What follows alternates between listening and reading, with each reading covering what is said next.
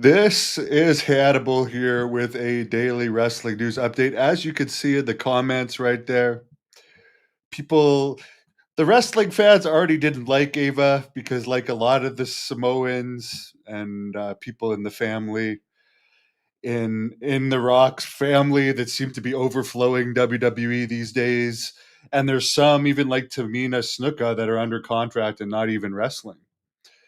But obviously, a lot of these people only have their jobs because of The Rock. There's some that are very good, like Jacob Fatu, and that's the main one that I would put right up there.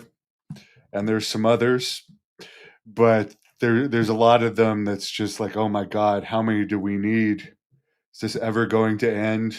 Even the Roman Reigns thing got old.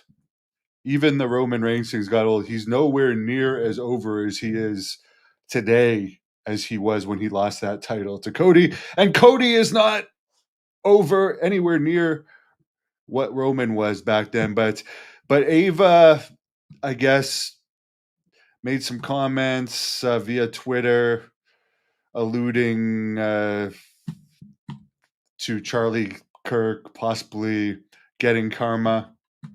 I'm not even that familiar with the situation. I'm not that political, but people found it highly insensitive. But again, her dad, last time he went on NXT, he just went on NXT and threw a bunch of F bombs just to show, hey, I can do whatever I want. And then he didn't he did the whole angle with John Cena that was the most interesting thing by far that Cena did. It is very lackluster run that he's had, and there's very little interest even in his upcoming match with Brock Lesnar. And to me, that's the most interesting match so far, just because Lesnar hasn't wrestled for so long.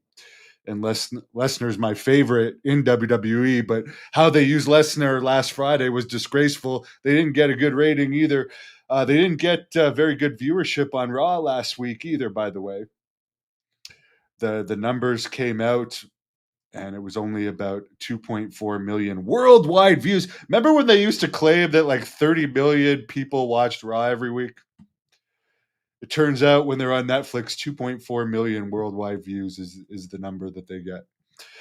But they're doing way better than AEW. They had a collision show with under 1,000 people over the weekend that only did a 0.05 rating with MJF on it. The $15 million man MJF drawing those 0.05 ratings with 800 or 900 people in the audience. It's pathetic. And now is the time where AEW could really be picking up momentum. So, well, she opened it. WWE is very corporate. They don't really like getting into political stuff. I know Vince McMahon did, and UFC is totally different. They're very big Trump supporters. Dana White is, anyways.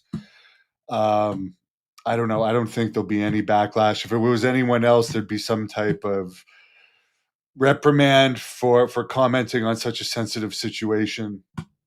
But in this case, there won't be. I'll be right back with a commentary piece that I'm going to do on the Rene Dupree Bob Holly situation that reminds me of the Raja Jackson situation where an assault was committed in the ring with zero reprimand.